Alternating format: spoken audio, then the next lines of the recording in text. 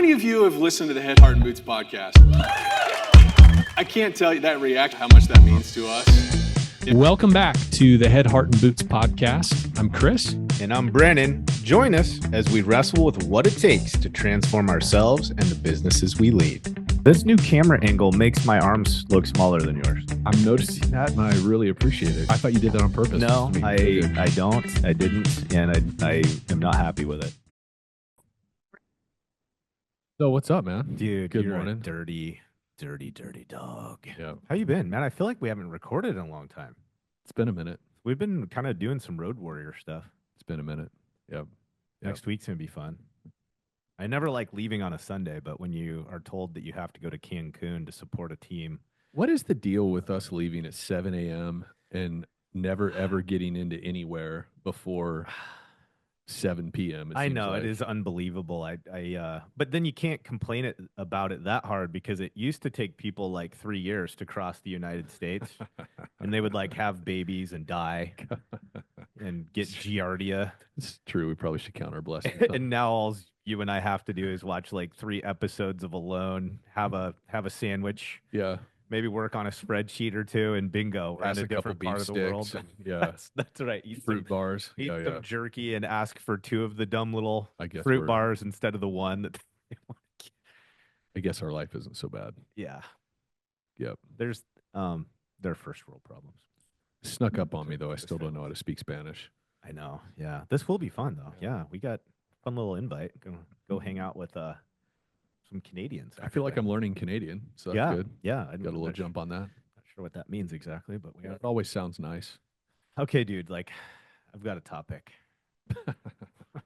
You know, I think inevitably a lot of our shows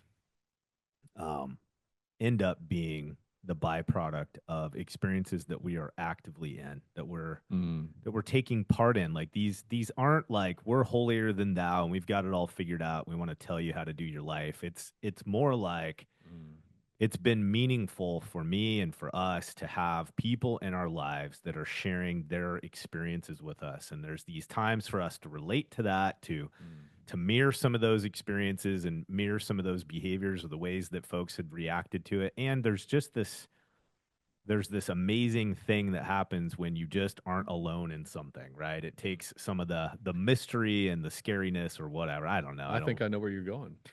If you didn't go here, it was marriage for me today. So. Well, I think you're going to be able to relate to everything that I'm about to go down. But all right, so here's what I've been wrestling with, and it's been equal parts really humbling, and equal parts really rewarding. And I think we're not going to be able to go into a lot of the stage setting of the details of where some of this experience has come from. But I think we're going to be able to do it enough where people can relate and apply it to their own businesses or their own experiences. But on my way in this morning, I was just reflecting on the honor it's been to be a leader. And interesting. I'm probably going to end up having a far more emotional reaction to this than I was anticipating, just mainly because it's so new and so raw right now. But all that to be said, I was reflecting on the honor I've had to be a leader in lots of different environments. I have a 8-year career in the military. I certainly wasn't Rambo or did some of the things that many of my peers and friends from the military have experienced, but we certainly did hard things together. And I was able to work with and lead some unbelievably high caliber men that were at the time in their late teens and early 20s, which is crazy. Unbelievable, you know, when you think about it. And then from there, we had, as individuals and as partners in businesses, we've led teams, we've built teams, and we've always prioritized this attention to the fact that our people are real people. They're not just assets, they're not just tools, and they're not just resources. I think we can classify our labor pool, our teammates and our team members in those categories, and we often do. And I think that it's appropriate as business owners and leaders to measure those things in a way that makes sense. But You and I have always prioritized relationship. Sometimes we have not held that line well in terms of relationship, sometimes held more weight than accountability. And as a business leader and steward, that can't be. You have to find that place where you are doing both well. And in my world, that's a non-negotiable. For others, they don't feel that way. And I've been the recipient of being engaged in businesses and relationships where they don't fucking feel that way. And I've Meaning what you're saying is like both, like in order for it to work, it needs to be both relationship and accountability versus just accountability to the tasking. 100%. And it can't just be all the relationship either, because ultimately then what you're doing as a leader is you're allowing someone to fail. Sure. You're allowing someone to be and live and work in such a way that it's not their best. And then you are denying your team from having a spot in the organization filled by a teammate that they can mutually agree, respect, and work alongside. And so in my world, my worldview, I'm not saying this is the way, I believe strongly. I believe the winning combination is to somehow find a way to do both of those things simultaneously. And it's why we like guys like Clint Pulver, because I think on scale, being behind the scenes of major corporations, he's saying the same thing. I think it's why we like guys like Joey Coleman, where Joey Coleman is behind the scenes of large organizations and big data tables, and he knows and agrees that is the truth from his worldview as well, you know? Can I add just another, I guess, angle on this? Because what's coming up for me, dude, is, I said that I was kind of had marriage on the brain. One of my friends just recently got a divorce and is right in the middle of wrapping up a divorce. And at first, it was a little bit shocking to my wife and I when we found out about this. Yeah. And but then not shocking once I had a conversation with him, right? Yeah. And what you're talking about, the importance of both relationship, meaning I guess love and care, considerate. Well, however you define relationship, right? Yeah. Wanting the best for that person, wanting to sort of identifying commonalities between you and that other person. Like, what is relationship? I think it's a lot. Yep. Balancing that with accountability. And what is accountability? Well, accountability is wanting the best that person can offer 100%. to not just the relationship, but to the world, right? It's like, the reason why I bring this up or why I make that connection is I think both are needed for any relationship. Agreed. Whether it's marriage, whether it's parenting, whether it's employee, employer, colleagues, peers, like all the things. And for me, the thing that's been coming up a lot, and I'm sure we've talked about it before, is just the role of honesty in relationships. Yeah. Because I think actually a lot of marriages, unfortunately, they lack honesty. So people get individually, their frustration, their resentment, their disappointment rises to such a level where it's like, I can't do this anymore, and they punch out. Yeah. And their whole relationship had been oriented around just kind of happy wife, happy life, sort of. Yeah, just like this is what it is, or just like trying to manipulate or cajole the other person and getting, instead of just speaking honestly about things, right? It's just it's 100% relationship and no accountability. Yeah. To, hey, this is how I'm experiencing you. This is how it makes me feel. Or, hey, I'm not getting this from you, and this is how it makes me feel. Like, that's right. Just the basic accountability of this is how I'm experiencing you, and I don't like it. Yeah. When you avoid all those kind of conversations in a marriage, you end up failing in the marriage. You either end up hating your marriage or you leave it. Yep. And by the way, there's no judgment in my voice at all. It's like I think every single time I talk with somebody, a friend who's gotten divorced, I can see my own marriage in it. Sure. You know what I mean? It's like, boy, I totally, completely, and utterly understand why you got divorced. how this happened. how this happens, Yeah. how it's almost happened in my marriage. Yeah. And it also gives me a little more clarity as to what do I need to make sure I'm taking care of? Yeah. And what are the key behaviors that I need to make sure I'm committed to being married?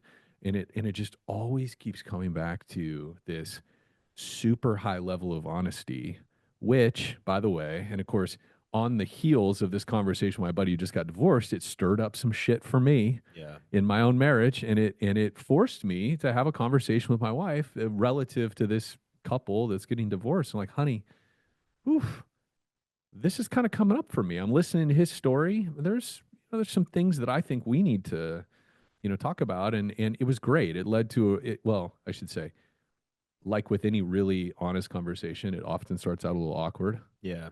When you Yeah. start trying to be honest in your marriage, there's an awkwardness, there's a defensiveness that pops up on both sides oftentimes. But then you get through that, and you're like, okay, I get it. Like, we can do something with this honesty. Yeah. We can't do something when that accountability / honesty is missing. Yeah. Instead, everybody's just trying to like feel each other out Yeah. and Yeah. placate and pacify and Yeah. Agreed. forget about it, ignore it. Yeah. You know what I mean? Yeah, and you just grow increasingly disgruntled and frustrated, and and then this inevitable pattern of you just give up expecting something different. And I think, and I'm not, I don't want to discount or act as if like relationships with our kids or our spheres of influence, our spouses and partners is easier to maintain that balance, but it feels in many times that those environments are easier at feeling drawn to, or the expectation seems more realistic that you would be investing in the relationship. And I think what I continue to wrestle with as a leader is it is I'm trying to break down the separating walls between how I lead here versus how I lead there. Yeah. How I try to enrich relationship here and how I don't or do here. Yeah, you're one person. It's one person, and it's I think I've commonly said or heard myself saying to leaders and business owners and consulting relationships and just peer relationships where it's like, I don't know why we act as if our employees are different types of humans than the humans we do life around at home and at church and in our community. Yeah. Because it's just not true. Yeah. I think that we wrestle with these boundaries or these lines that we are trying to understand and draw as leaders, where what's the love accountability balance? And I think sometimes we make it more complicated than it needs to be because we act as if one is not synonymous with the other or one is counter to the other. And I think what I'm trying to come to terms with, I don't even want to say be better at or do differently. I'm just trying to process and decide for myself what this looks like. And I am growing increasingly bullish on the fact that accountability and love in a relationship or respect for another human are one and the same. And they're actually not that far from each other if you look at it from the correct set of lenses. Yeah. And, I have been failing forward my entire life as a leader. I've had times where I felt strongly that what I was doing and my convictions were correct, and I was leading in a way that was honorable and respectable. And I've had many times where I just felt like I was failing miserably or falling too hard into one sector or another. And like, here's just some couple working examples. And I think what this may do is give people maybe a realistic view of how these things pop up as you wrestle with them in real life. We're business owners. We are building a company. Our company, like any other company, has competitors. Yeah. And those are relationships. Like, whether we want them to be or not, these are forms of relationships that you and I are forced and faced to deal with and come up with a way that we're going to behave and act in regard to those kinds of relationships. And you and I and some of the folks listening are going to know exactly who and what we're talking about. But we had a scenario recently where some of our marketing strategies that we decided to try and deploy were offensive to some entities. And there's been some back chatter and some conversations happening around those entities. And I'm just going to be super transparent with what this sounded like at home for me. Jana, this is what happened to me today. Can I just tell you what goes on in my head when I'm faced with this kind of experience? And Jana's, of course, my wife, is like, yeah, I want to hear this. I said, you know, a big part of me wrestles because I play to win. I want to be a winner. Yeah. I care about performing. And I don't want people to hate me. Yeah. And so in a competitive environment, I will stand up to the challenge. Yeah. And I get stuck in this cycle where I'm also wrestling with, how do these people think about me? Do they hate me? Are they an enemy? And I don't want any of those things. Sure. And I also know competitors are not doing me any favors for my business. Right. And so I'm stuck in this dichotomy. I'm stuck in this wrestling match where I don't want to be hated and I want to play to win. And I'm trying to walk this very fine line that balances both of those things simultaneously. Okay, so that's an example. I think anybody listening right now that's a leader, a business owner, played sports can understand that balance. And I've worked with people and I've played sports with people that are just fucking assholes. Like, they're 100% competitors. Yeah. They may say something like, life's a game and I win. Just as an example. I don't fucking admire that. Because my impression of a saying like that is, you are willing to step on the fucking skulls of people to the left and right of you to be, in quotes, the winner. And I don't want to die as that being on my tombstone. Yeah. Right, you know? Right. So that's an example. It isn't at all costs. And it it's, isn't at all and I think costs. it's worth clarifying too that this example you're talking about, right? There was nothing. We did nothing nefarious. There was nothing at all. We're No, it was competitor ads. It's like, are we going to do it? Are we not? Yeah. And we're honestly, in full transparency, we're wrestling with the concept. That's, there may be felt a little bit more charge in this conversation than maybe we were intended, but long and short of it, we're very transparent about what Chris and I are wrestling with, and it's why we took the chance and do this show. And we're hopeful that at the end of the day, this stuff helps people be honest about the stuff that they're fighting with. So again, I don't want to hang in this pocket on this example, but that's a realistic example that a lot of the people listening are probably going to run into. Yeah. And that wrestling match is worthwhile to me because I want to walk this line where I'm honored and respected because I play at the top tier. And I want to be able to end my race at the end of my days and know I'm not fucking alone in that room. Yeah. And it's hard. Yeah, we want to be. It's hard to do both. We want to be proud of what we built and how we built it. And how we built it, man. Yeah, not just the end result, but not just the how P&L. did we play the game? How did we play the game? Yeah. And I think as leaders inside our organizations, this is one of the hardest things that we do is we wrestle with this line that we walk, where are we really being honoring in the relationships that we have with our employees, our team members, and yet are we still playing at the very top of our game to create the best organization that delivers the highest level of service, that toes the line, that has high expectations and expects people to earn and win at those level of expectation. And it's a hard game to play. But what I just keep getting shown is that if you're failing forward, if you're trying, you're not always going to be rad. Like, you're going to have ups and downs. You're going to have mistakes. You're going to think a decision is the right decision, and you're ultimately going to learn in the rearview mirror it wasn't. And you're going to have regrets at times, and you're going to have sincere apologies. And it's not going to be easy. But man, dude, when you get a text message from somebody 5-6 years after you've even walked beside them, and they tell you that you had a meaningful impact on their life, professionally and personally, that is all I need to go wrestle with that balance, with that dance one more fucking time tomorrow and the week after that, and the year after that, and the month after that, because it's worth it. And you're not always going to get rewarded in the midst of the battle. Yeah. And it's going to drive you at times to feel like the asshole card is the ultimate card because people are going to shit on you. People are going to take advantage at the time where you didn't quite get the balance right and you gave them more room than they should have gotten. People are going to hate you at times when you don't get it correct and you drive too hard into the accountability and you miss the relationship. But the fight, the dance to balance both, is the most rewarding experience and journey that any of us have the honor to experience. And it's just worth it.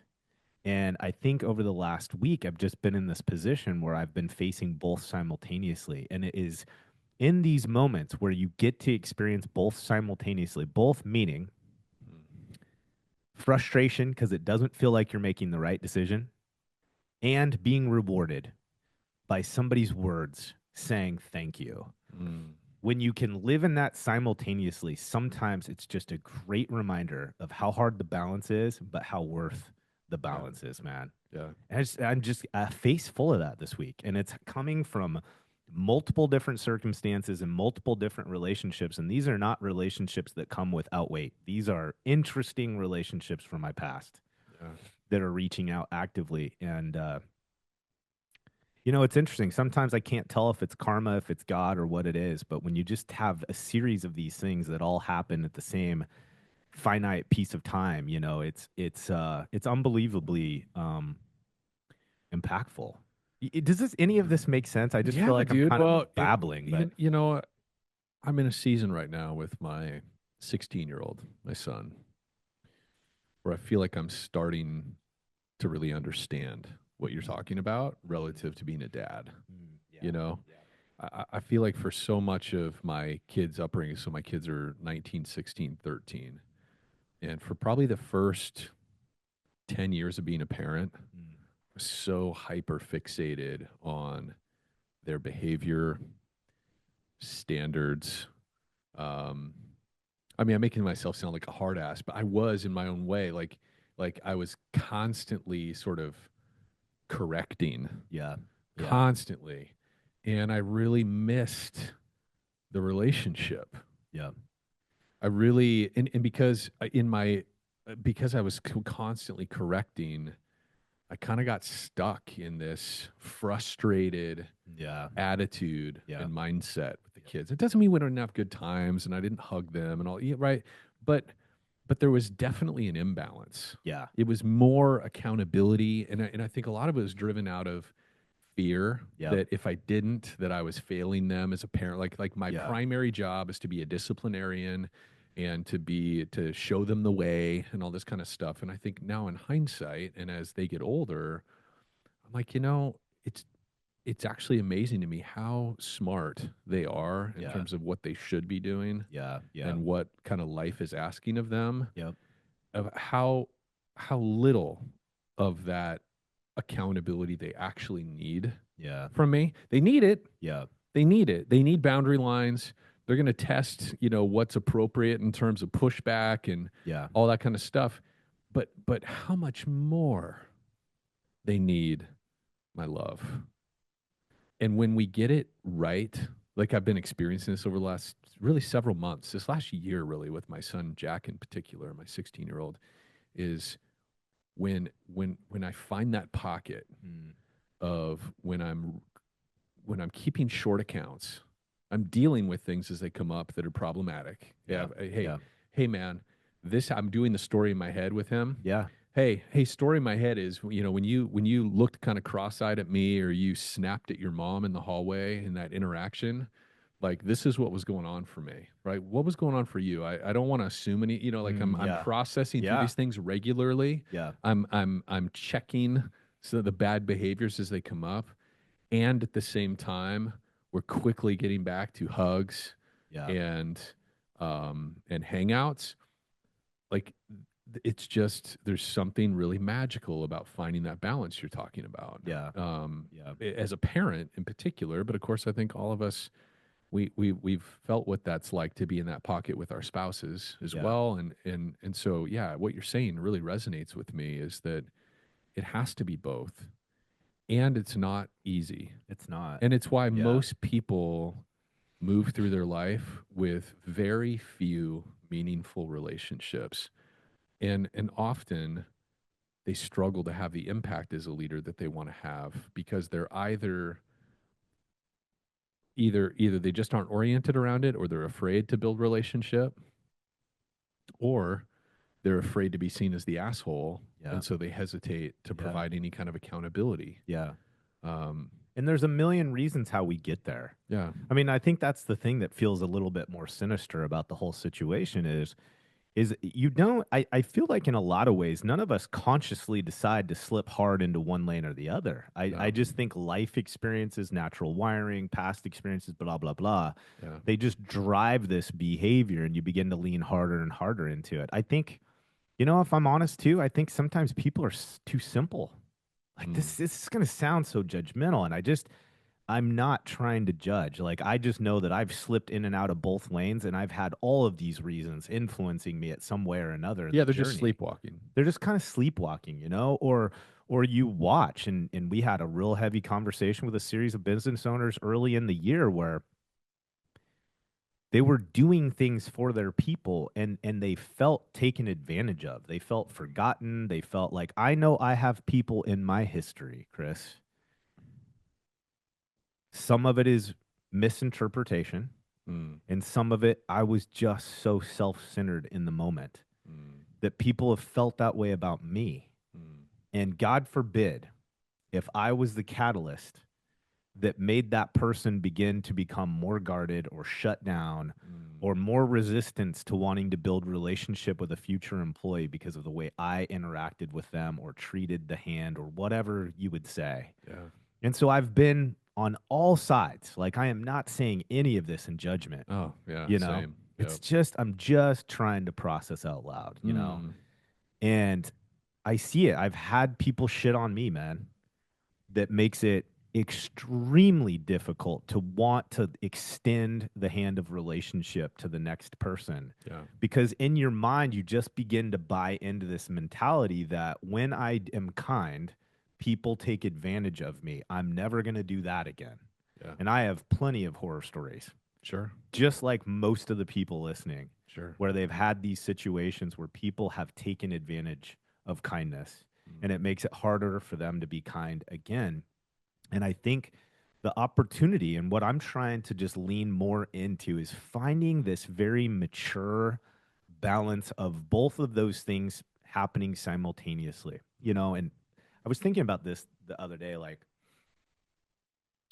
you know, if we're hiring team members that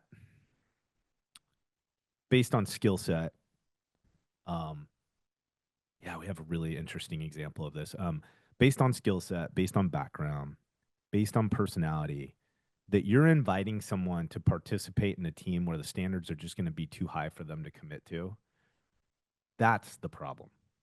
The problem isn't whether you have high expectations or the way that you manage relationship. If at first you hire someone that can't fit in the kind of culture that your organization wants to live with, that is the problem. You will not be able to do one of the other or balance it enough to make them a good fit. So if and I know it's hard to find good people that fit our culture, I believe the majority of that problem stems from we don't know how to articulate the culture we're trying to hire for anyways. Well, okay, not only that, but here's, I think the other trap is that we haven't done the work often to create an onboarding pathway for somebody who has the right character and the right drive and the right values to be able to learn the things they need to learn to execute the role. Agreed. We're too hyper focused on finding people that know how to do the things so that we don't have to train them. Rather than us orienting around, I need the right kind of person on my team. 100%. And we have systems and processes in place to provide them the education and the equipping they need to do the thing. 100%. We don't need, you know, we've talked about this before relative to sales. Sales is a real tricky minefield. You get the Especially in our wrong industry. you get the wrong salesperson on your team. It doesn't matter if they can sell; they can really screw up your business. Oh yeah. They can really screw up your business. They can turn the operations team against the sales team. They can create all kinds of drama, and of course this can happen anywhere in your team. But with salespeople, their charisma, Yeah. their verbal orientation, right? All of those things can really conspire to create a lot of chaos Yeah. within the team if you get the person with the wrong character. Yeah. The reality is, and we've been preaching this for a while, is that if somebody has the right disposition, the right personal drive, desire, and character, right? If they're trustworthy, right? They inspire trust in the people that they meet. It doesn't matter if they've had sales background. Yeah. You can teach them how to ask the right questions that lead to the right kinds of conversations with prospects. You can teach them the activity cadence that they need to deploy, how often they need to be in front of people, and so Yeah. forth, if they've got the right character and values. Yeah. Yeah. But instead, what we tend to do is we tend to chase the dollar signs and the resume bullets. Yeah. Yeah.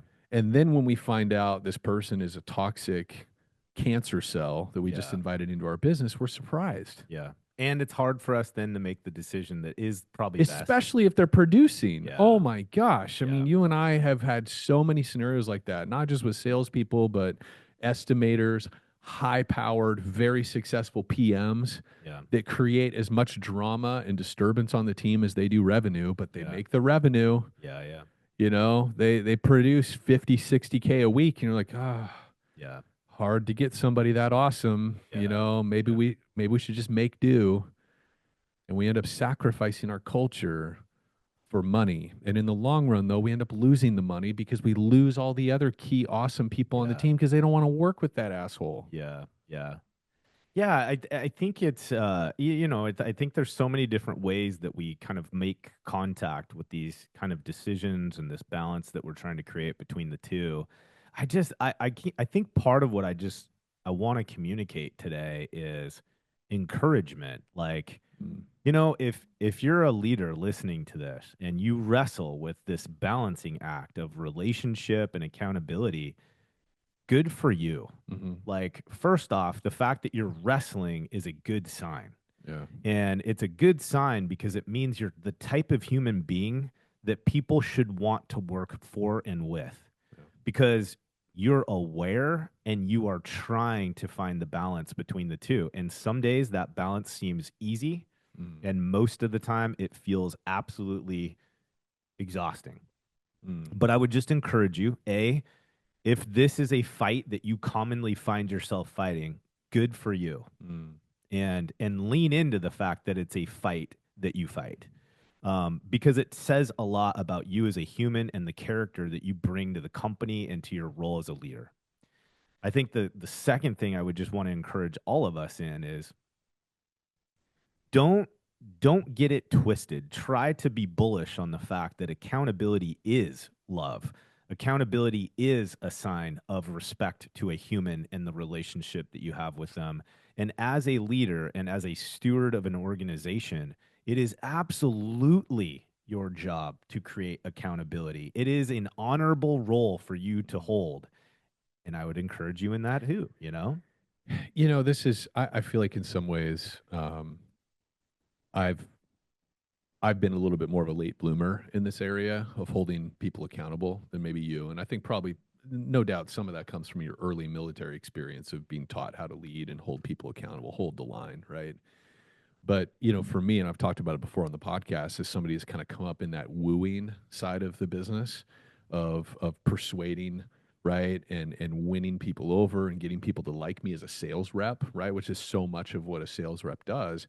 Transitioning into a role of leadership, like the very first hard thing that I encountered was I can't just be my sales reps' friends. Yeah. And yet overcoming that instinct to woo and cajole as now a leader was like, it's been years in process. And I feel like in many ways, I'm still growing in that area, that willingness to bring honesty to the relationship, even when it may conflict with the person, quote, liking me, right? Yeah.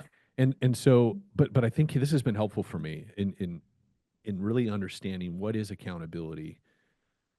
For me, I had this realization, gosh, a few years ago, and I can't remember if I was talking to Amy with one of the executive coaches yeah. that you and I've worked with, Yeah. or what. But I made this connection with what you were kind of referring to, which is if I'm not 100% honest with my people, whether it be my peers, clients, right now it's primarily clients that I'm working with and giving honest input to.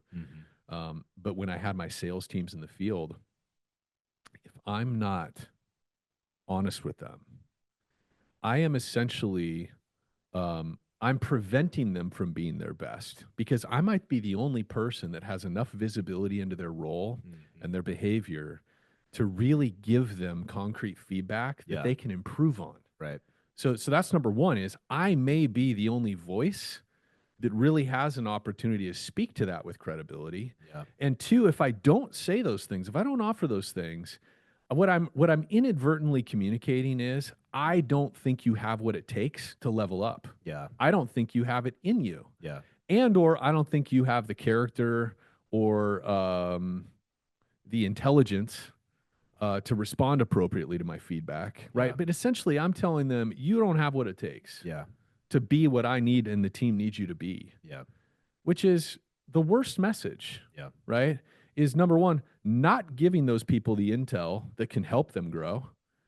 And then them ultimately coming to the conclusion later. It's why there's a few bridges I burned over the years as a business owner working with sales reps is for the first, like when I was a State Farm agent, I had 5 employees and they were all salespeople effectively. Yeah. Yeah. And I was notorious for this. I'd get really frustrated with the results. I wouldn't want to have the difficult conversations. I'd hear things from my office of them not quite saying things the way I trained them, not putting in the activity that I asked them to do. And I would just kind of sit on it. Well, maybe I should just give them more time. I don't want them to think I'm a micromanager asshole boss. And so I just sit on that feedback. And then ultimately I get so frustrated with their lack of doing what I need them to do that then I finally bring it up with loads of stacked up frustration. And then they feel about an inch tall because like, oh shit, I didn't realize that Nordyke was unhappy with my, right? Yeah. Yeah. And I'd burn those bridges because they felt like a little piece of crap. You know, they just felt like, oh my God, this has been going on for months. And, you know, like he must think I'm just a total lame ass. You know, there's all these things that come with that conversation by not being honest, not holding the line with accountability. It's terribly embarrassing. And I still at times I'll think of those past employees and at the time I thought, well, yeah, forget them. They were just a terrible salesperson. And now in hindsight, I'm like, no. I was a terrible boss. Yeah. Yeah. I failed them. They didn't fail me. Yeah. I failed them because I was unwilling to have the difficult conversations with them that could have potentially helped them grow and improve. Yeah. Yeah. And when I started shifting and thinking about it that way, that I'm not being nice, I'm not being caring, I'm not being a good boss by avoiding those critical conversations, I'm actually being exactly the opposite. Yeah, that's right. Yeah. I actually am being the asshole by not having those direct conversations about their performance. Yeah. I'm failing them. Yeah. And I'm sabotaging my own self and my own business, my own goals. Well, and I think ultimately, in addition to that, what you're doing is you're making your role miserable. Oh, gosh. You're just making life miserable. And I don't want to say it's all controllable. We just can play a much more sophisticated role in contributing to the outcome. Yeah. You know, it's the whole Henry Cloud thing. Like, you always get what you create allow. Or what you allow. And I just think the majority of us in our businesses, and we go through cycles, we are doing more of the allowing. Or I guess more, it's just the extremes. Like, I think our listeners, I'm sure we could probably make some guesses on how people maybe are oriented more naturally if they're listening to our show. Yeah. What are you saying? The people listening to our show are just of the more awesome variety? I think or- everyone that listens to our show is on the brink of awesome. I am fairly biased about that. They're all winners. They're all winners in my book. But anyways, I think that, leaders just tend to fall in one bucket or the other, and neither one of them's right. I think the real honor comes from we can find the balance in both. And it's worth it. I don't know. It is worth it. It's just worth it. It's so worth it. You know? It's worth it on all fronts. And I can say that too. I mentioned this difficult conversation I had with my wife following this, talking to a friend who's got a divorce, and it's always worth it. Yeah. Like whenever I have, and my wife has these conversations with me too. It's not just me going to my wife, right? Yeah. Whenever we wade through the murky water of trying to balance, hey, I love you and I love you and I'm troubled by this, I'm frustrated by that. Like whenever we wade through those waters, it's like we always get through to the other side, and we're better off, both of us. Yeah. Both of us, because I'm not carrying something, some kind of grievance or frustration with the other, and the other knows exactly how I'm feeling. They're not guessing, where do I stand with this other person, which so many of us move through our relationships not knowing quite where we stand, or the other people around us always kind of on eggshells, not knowing quite what you're thinking about, how they're doing. So, it's funny. I was kind of just taking stock as you were chatting, right? I was just kind of taking stock of the most memorable reach outs that I've had from past relationships or even current relationships, where somebody's thanking me for the role that I played as a leader. And you know what, man? It is literally one for one. Every single one of them had a scenario where we had to dig into some very uncomfortable behaviors. Yeah. Like every one of them has had, if not one, multiple scenarios where we had to have very tough conversations. Yeah. Not always because of their behavior, sometimes because of mine. Yeah. Every one of those relationships that I can point towards where somebody came out from the past and said, "Hey, thank you for doing what you did as my employer, as my leader." Yeah. Every one of them, there was these moments in the relationship where hard accountability conversations, adjustments were required, and behaviors, approaches. Every one of them, man. It makes sense to me because you know what? I think there's a parallel with customer experience, right? It's like nobody expects a company to be perfect. So the question in the back of people's minds at all times, whether you're hiring a plumber for your own home or you're hiring a vendor for your property management company or something else, it's like, there are no such thing as perfect service providers. There's no such thing as a perfect restaurant, a perfect company. And so the question in the back of your mind is, when something negative happens, how are they going to respond to that negative thing? And I think that's why that happens. Why those tend to be the most memorable experiences is when things go sideways, when there's some kind of negative thing going on. How does this person act or manage me or lead me, react, respond when things aren't great? Because all of us, I think, naturally have the capacity to rejoice and be happy and excited when everything is just swimmingly. Oh, yeah. When it's just like, our spouse, runs to the front door and is kissing our face and, has an afternoon snack, right? It's like all of us know how to behave well when everything's going right and we're being treated the way we want to be treated and we're behaving well. But it's like, no, we're all curious. How is this person going to treat me when things aren't great? When I'm not doing well or they're not doing well, what is their response going to be in those situations? And I think it's the biggest trust building opportunity. Yeah. I agree. I think you're spot on. Yeah, I think you're spot on. Well, is it okay if I land the plane? Yeah, take a whack at it. I think I'm ready to close shop on this. Not normally your role, Nordic. I'm the plane lander.